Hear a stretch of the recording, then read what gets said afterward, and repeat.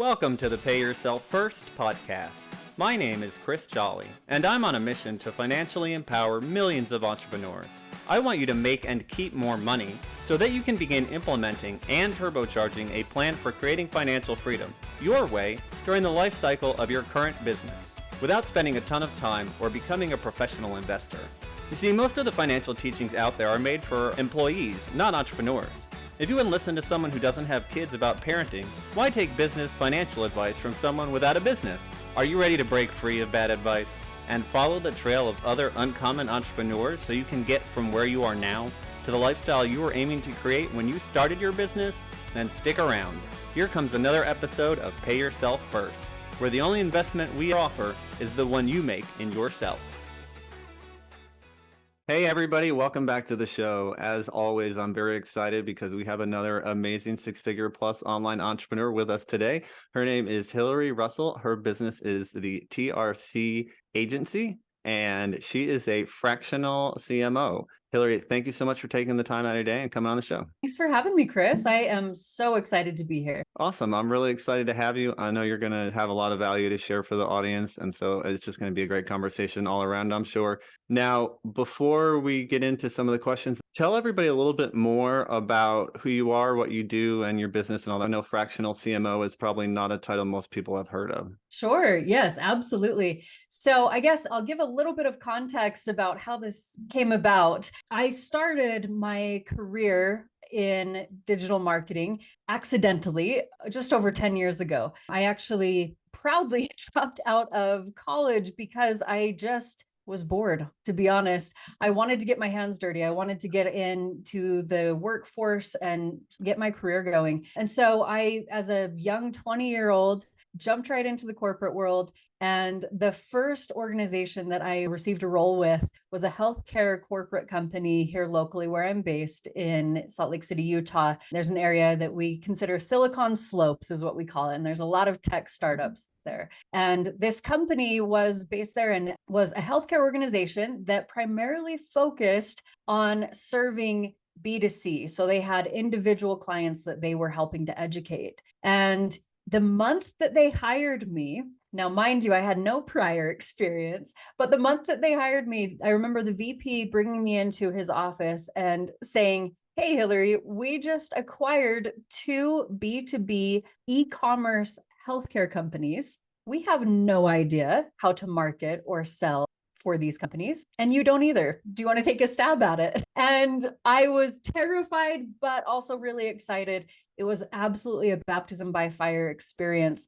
And I ended up spending the next few months really just getting on LinkedIn, looking for any expert in the marketing space that I could find that would meet me for coffee or lunch or sit down with me to chat, and asking them my list of questions. So that's really how I got started in the marketing space. But it paid off. I was able to implement what I learned. And that year, those 2 companies did over 14 million in revenue. So it definitely paid off. And that was, the rest was history, as they say, right? After that, it ignited my love for digital marketing, but also in sales, right? In building partnerships and in leveraging different strategies for growing companies. So over the next 10 years, I worked with many different corporate organizations. And then 2019, 2020 hit, which was a game changer for all of us. I'll share this part of it because it is important context, at least in my story. And I'm sure that a lot of entrepreneurs in the audience can relate because sometimes life throws us curveballs. But in the end of 2019, I found out I was pregnant, and it was not planned. It was not something that I was anticipating, that I was planning my life for. It was definitely out of the plans. And not only did I find out I was pregnant, I was also single. And I was very sick that year through the pregnancy and completely lost the ability to even work. I was pretty much bedridden for that entire pregnancy. And so at the beginning of 2020, I had my little boy, but that really was such a humbling experience for me because it crushed the idea or the vision that I thought I was working towards. I had this idea in my head that I would just climb up the corporate ladder and that one day I'd have this phenomenal career that just basically was where my significance would come from. And that absolutely was crumbled through that year because I really couldn't work. I couldn't do a lot of things that I was used to doing on a day-to-day basis. And so when 2020 started, I had my little boy at the beginning of the year. And right as I was about to go back for maternity leave, the pandemic hit. So, turn of events, I had this moment where I think all of us had a lot of things going through our minds at that time. But for me, what was going through my mind was I have two options here. I can either go with the flow of everything that's happening with the world, work from home with this corporate job that I have, and miss out on my little boy growing up as I'm working this 9 to 5 job, making money for someone else. I can take all of the experience that I've gained over the last decade and do something with it and make it my own and really create a life that is by my design, not by someone else's. And so that's what I did. I got my LLC, I got everything all set up. And within 3 months of going all in, within 3 months, I was able to replace that 6-figure income and just do the agency full time. So it was absolutely something that I just dove in and didn't look back. I love it. Yeah. So unique. I think that was an interesting time for us all, but it was definitely a great time to start a business, at least for me. Yeah, that's quite a story. And it's amazing how when you have kids, your life and your priorities and what you thought about life totally change. And it becomes less about what you're creating for yourself and more about what you create for others and leave behind. Oh, that is so true. Beautifully said. But yes, you're exactly right. And to be able to come through all of those changes and come out of it in a better position and doing something for yourself and that you love to do and that allows you the freedom to be with your son and do all those great things is just amazing. I think a lot of people wouldn't have that gumption or they'd be too frightened to go out and take that leap with everything else going on, but you did it and you hit a big home run. So I love hearing that. Thank you. Thank you. I appreciate that. Yeah, I'll say this because I have the opportunity now to work with a lot of different businesses, but a lot of entrepreneurs and individuals starting their businesses. And one of the things that I often hear, the mindset or the barrier mindset of, I can't make this successful yet because I can't put enough time towards it. And I just want, if anyone can relate with that on any level, I just want to completely kibosh that. It is possible, right? It's not a matter of not having the amount of time. To put it in perspective, during those first couple of months, I maybe only had an hour or two per day to really put towards growing a business. It's not necessarily about the amount of time that you can put into it. It's more about how determined and how focused that time can be. If you are spending your time on actual income generating activities, you'll make it happen. If you're spending it on changing the margins of your website space, then probably won't happen. Yeah, that's so important and so crucial and something I feel like especially first-time entrepreneurs get really lost in. There's so much to do in a business and so much to build, and it's real easy to disappear into that minutia of, oh, I'm going to do this and it's going to make things better. But if it's not driving sales to your business, you're just playing around, right? Exactly. And I think one of the best motivators, and maybe take this with a grain of salt because it's not for everyone, but one of the best motivators for me is doing something so that it forces me to create the rest of the result. And what I mean by that is I knew coming from the world that I came in, the marketing and sales space, I knew that a business could not exist without paying clients. And so that's where I focused first, is getting clients through, right? Getting some clients that were in full transparency, knew I was just starting out, but were willing to get started. And to be honest, Chris, I had those first couple of clients before I even fully knew what the product was going to be. But it was an opportunity to really use their feedback to create and evolve and build something that would truly fulfill the needs of my clients long term. Yeah, and I think that is also important. Everybody wants to have it all figured out beforehand before they take a leap to know that it's going to be safe and that it's going to work out. But really, the best way to do it is just get started. And that's why so many of these tech companies, for example, have what they call a minimum viable product. And they don't work to get all the bells and whistles right. They just want something out there so they can get money coming in the door and get that customer feedback. And I think a lot of coaching and consulting and marketing businesses start out that way. You got to get the money in the door first so you can do all the other things. And then once you you have the people in, then you start to figure out what the product is and how you can help them best and all that. Exactly. Exactly what you said, that a lot of us maybe hesitate on or use it as an excuse not to get started right away because it's scary and we don't have it all figured out yet. But the truth is, if you wait until everything is perfect to get started, you'll never get started. That's right. Things are never perfect. You're never going to magically have more time. Life's not going to be easier down the road. Just do it now, and then life gets easier, right? If you do the hard things, life will be easy. If you do the easy things, life will be hard.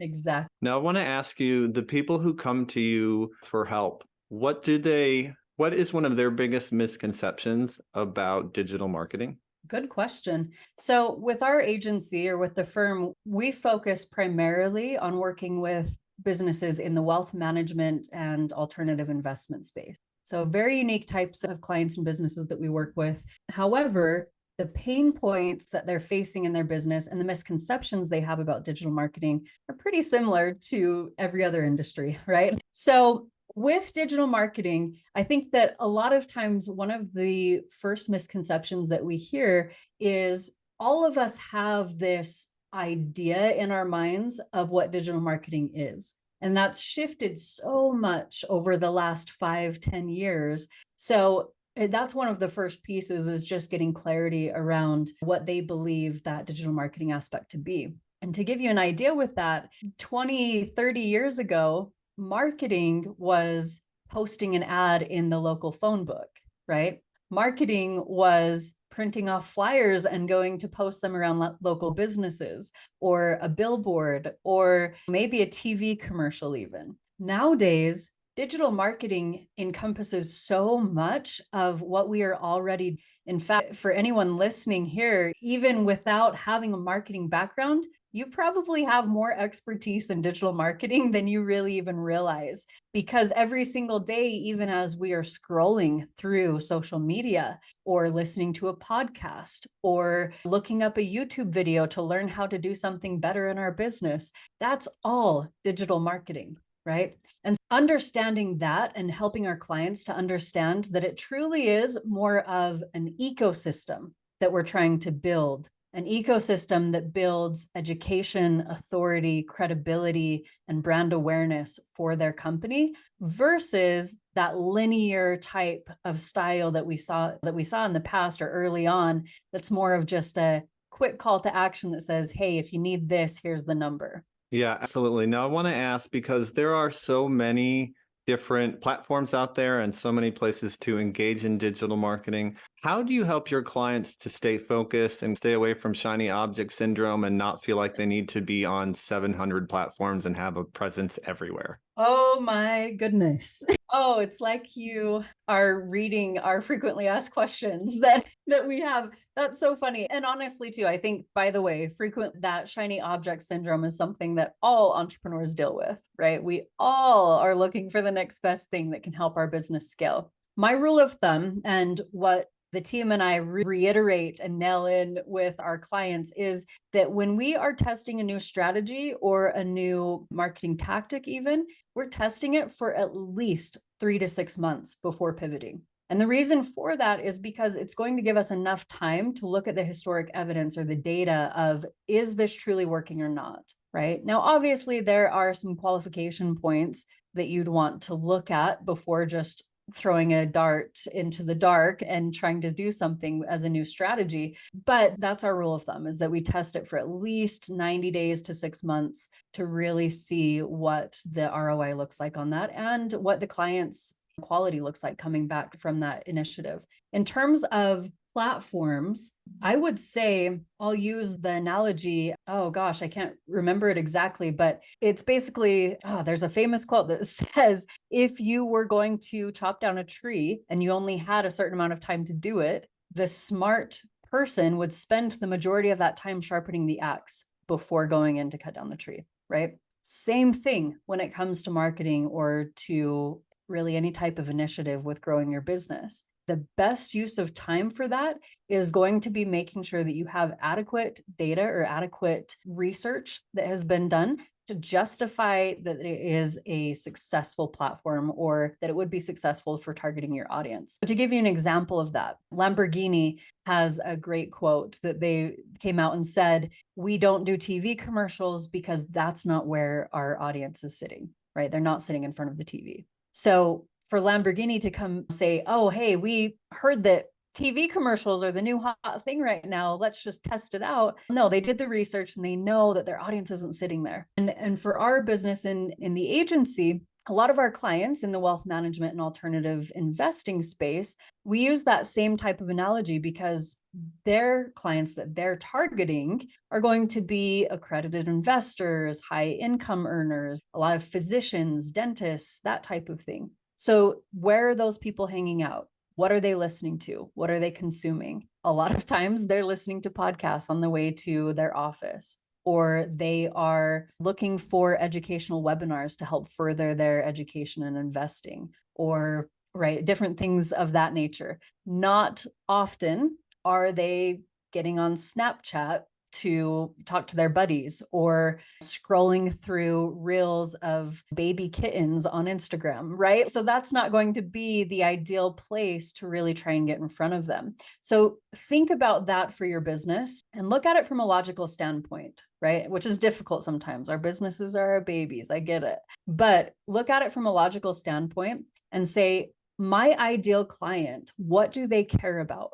What do they actually care about? What is it that they're trying to solve? What is their deepest desire that they're trying to solve and that I can help solve for them? And then think about, reverse calculate that. Where would they be looking for those types of educational points, those types of solutions, those types of informative information, and then leverage those 2 or 3 different platforms? Yeah, absolutely. I think that piece of advice will help keep a lot of people off of trying to be on every single platform. And also the really other important piece that you brought up is the time factor, right? We as entrepreneurs, we want everything to go fast. We want the sales to come in the door now. A lot of entrepreneurs, I'm sure, are doing marketing because they really needed to do it 3 months ago or 6 months ago and didn't, and are now just playing catch up. And so they want to see those results, but any strategy takes time, like you said, to actually figure out if it's going to work or not. And I feel like so many business owners don't give it that time. And so they hop from strategy to strategy, and then they're like, nothing worked. And you ask, how long did you stay with it? And they're like, I tried it twice. I did it for 6 weeks. And then after I didn't get immediate results, that would be like if you went to the gym, lifted weights one time and said, you know what, I'm not super buff now, forget it. Exactly.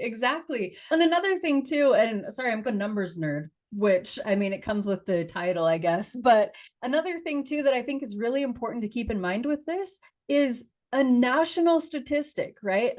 A statistic that has been proven time and time again shows us that on average, it takes between 7 to 12 touch with a consumer before they actually trust your brand and trust your product. So to say that you're only going to test it out or only going to run this initiative for a short amount of time, 2 weeks or a month, which that happens a lot. They're like, okay, we want to switch gears, right? That's not enough time. You've got to give it more time. The other piece too that I think is really interesting, and Google actually did a study on this recently where they were looking at the trends with B2B business, right? So businesses working with other businesses. And what they found that has shifted so much in the last 5 years is that by the time that a decision maker is coming to the point where they say, hey, we're ready to make a decision, or we're reaching out to this company because we're interested in your services, at that point, they are already between 50 and 60% through the sales process. What does that mean? That means that beforehand, when we wanted to look for a solution for maybe a good bookkeeper for the business, right? We would look up our friends in our network and say, hey, who are you using? Give me their information. Let me reach out to them and see if it's a good fit. Nowadays, what do we do when we want to find something out? We go on Google, we get on social media. In fact, I was doing this the other day, super random, but I was looking on Instagram for some local fitness groups that I thought would be a good fit and wanted to see what they were posting and if it felt like the right type of vibe that I would be interested in, right? It's not the same that it used to be. Consumers are educating themselves before coming to you for the education. So that is something that you can use to your benefit. if you're getting ahead of the game, like you said, Chris, with starting 6 months ago and posting type or putting information out there that's going to help educate your future clients, that's exactly what you're doing, right? You're giving yourself the opportunity to get in front of those individuals who are trying to educate themselves that will eventually look to you as the trusted resource. Absolutely. It helps with your credibility a ton for sure. And these days, if you don't have an online presence, you almost might not as well exist as a business because you're going to lose so much business and just people aren't going to take you as seriously.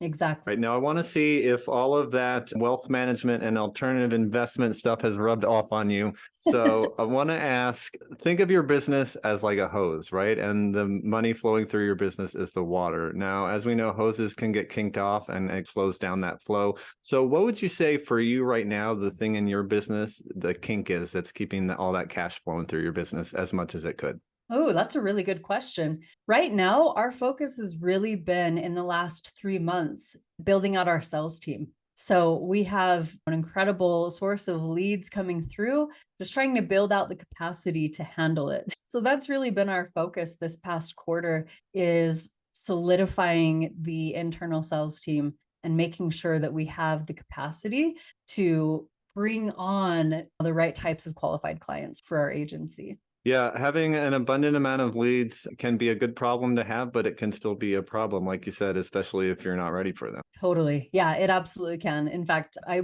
strongly believe that a business that grows too quickly is almost worse than a business growing slowly, right? Because you have to build out that structure and the foundation to continue scaling. Yeah, absolutely. I agree. Now, for you personally, set the business aside for a minute. What is your biggest personal financial goal at the moment? So, personally, my biggest personal financial goal is so intertwined with the business. I'm sorry. Of course, you don't Um, have to be sorry. really is though. So right now our main goal is to get to 7 figures in reoccurring revenue within the business on an annual basis. So having that, which in the agency business model, we really work off of monthly reoccurring revenue. So getting to that point that it's at a 7 figure annual reoccurring. That's our big goal this year. Love it. All right. Now, as you work towards financial freedom for yourself, do you have like a plan that you follow, or what does that look like for you? Good question. I have a couple of different things. And to be honest, I feel that I am still really young, both my knowledge of the vastness of how our wealth can really be built and how we can really leverage true passive income. I've made a couple of different moves and investments that do decently well, but I think long term the goal is to really get to a place that I have passive income that is building for me on a consistent basis, whether I am directly involved or not, if that Yeah, makes sense. it makes total sense. And it's actually a great segue into the next question because that's, at least for entrepreneurs, a lot what financial freedom looks like. So tell me, let's say you get to that point and you have all that passive income and you don't have to be active in the business except for when you want to, and your time is your own and you have as much money as you could ever spend. What are you doing with your time then? What does financial freedom look like to you, Hilary? Man, that is something that I think about on a regular basis. And I'm sure like many here, right? I think that as entrepreneurs, we are constantly visualizing the future, but I really believe in having a solid vision to help manifest those types of things into my life. For me, though, financial freedom and being at that point, the work doesn't stop, right? The work doesn't stop. Having the ability to impact others to realize and achieve that version of success for themselves is a very important thing for me and something that I spend a lot of my free time doing anyways. Love it. And I think that's one thing that kind of across the board you find out with entrepreneurs when you talk to them is that, yeah, making the money is great. And some people do go into business just to make money, which nothing against that. But most people go into business because they love to help others and because they want to make the world a better place. And so what you tend to find is with a lot of employees, they become financially free and they just want to retire because they work their whole life and they're done with it. And then then you talk to entrepreneurs and they're like, no, I just want to start another business, or I want to give to these charities or volunteer with my time and just give back. 1000%. In fact, it's funny because I think that at the beginning stages of an entrepreneurship journey, at least for me, the motive was really to make enough money to pay the bills, right? But once you get to a certain point where the money doesn't really make as much of a difference, right? Your needs are met and beyond. It is so true that when you focus on the ability to make a difference or the ability to help solve a problem or to help others, when you focus on that, the money just comes. It's an interesting phenomenon to experience. Yeah, absolutely. Awesome. Okay, now for people who want to know more about you, Hilary, and find out more about your business, where can they go to do that? So for the agency, you can connect with us on our website, trcagency.com. You can send me an email, Hilary, Hilary, at trcagency.com. I also host a podcast called The Marketing Mastermind. You can find me and connect with me there. And then I'm on social media as well. So if you look up Hilary TRC, you'll find me on just about any platform. Connect with me on Facebook, Instagram, and I love connecting with other entrepreneurs. So please reach out. I would love to hear from you. Awesome. Hilary, before we let you go, any parting words of advice or anything else you want to share with all the entrepreneurs out there as they build their businesses? Oh, thank you, Chris. This has been so fun. I think the last thing that I'd like to say, and this is something that I try to remind myself on a regular basis because it gets hard, right? It gets really hard. But remember that at each new level of success, there are new levels of challenges. And when it gets hard, when it gets really difficult, that is typically the point that life is testing you to say, okay, prove that you can get to the next level. And then you're there, right? And then you're on to the next level. So just a reminder that it's okay when that wall feels really difficult. It's okay to rest. It's okay to take a little break here and there just to recharge and build up your gumption even. But keep moving forward. Keep pushing forward, even if it's just 1% better every single day, that's enough, right? As long as you are being consistent in your progress, that's what will allow you to be successful. Absolutely. I love it. I was talking to an entrepreneur the other day and she was up against that wall and she's, you know what? I've done everything I know how to do. It doesn't seem like anything's working. And my suggestion was when you've already done everything, stop doing. And sometimes it's just about that. Like you said, I could do without the universe, the world, whatever, testing me as much as it has. But it often is those moments when it just wants to see what you're made of and if you're ready to go to that next level or not, because that's the filtering system. Exactly. Amazing. Well, Hilary, I've had such a blast having you on. It's been great. Thank you for coming on to share your insight with my audience and myself. And yeah, it's been so much fun. Thank you, Chris. Thank you for having me. Absolutely. I've loved it. And now to all of you out there, if you've loved this episode as well, and you haven't had a chance to subscribe to the podcast yet, please go ahead and do that. And if you can leave us one of those 5-star reviews, we really love that. And it helps out a lot. And then if you are a 6-figure plus online entrepreneur like our amazing guest, Hilary, and you want to come on and share all of your value and insights and knowledge, we would love to talk to you as well. To do that, go to pyfpodcast.com. That's the letters pyfpodcast.com. And maybe we'll see you on a future episode. To everybody else, we'll see you next time. Hilary, thanks again. If you've listened this far, chances are you're an entrepreneur looking to become more financially literate and create financial freedom for yourself from your business. The Pay Yourself First podcast is definitely here to help with that. My goal is to continue to share what I've learned about using your business as the tool to create financial freedom. But let's face it, it would take me years to share with you everything you need to know via these episodes. Creating financial freedom is something that most people never even consider, let alone make a plan for or take action towards. It's something almost no one was taught anything about. Doing it as an entrepreneur is even more challenging, especially without support. So if you're ready to get clear on what financial freedom looks like for you, come up with an action plan, and get the support systems and accountability you need, I invite you to consider the Abundantly Infinite Entrepreneur. I created the program to help entrepreneurs just like you get a handle on their personal and business finances and start building confidently towards financial freedom. And it's how you can discover ways to take 10 years off your retirement, add an extra 5 or 6 figures to your portfolio, and finally get clear on what numbers you should be tracking in your business and why. Together, we'll gain clarity around your financial goals and what being financially free would actually look like for you. Then we'll put together a customized game plan to get you there and the accountability to see you through. And by the way, you're also going to get all the spreadsheets you need to run your numbers, lifetime access to the materials, including any updates, and entry into our members-only community. In addition to all the knowledge, coaching, community, and systems that you need to create financial freedom from your business, you'll also receive a free financial assessment, a retirement planning session, and guided meditation aimed at helping you embody the feeling of true financial freedom. So yeah, you can just listen to the free content on these podcasts to help you move towards becoming a financially free entrepreneur. And sure, you'll likely see some results, or you can make the decision to commit to learning, implementing, and embodying what you need to know to create the financially free life you dreamed of when you started your business journey. Click the link in the show notes to answer a quick questionnaire, and you'll be on your way to joining the abundantly infinite entrepreneur.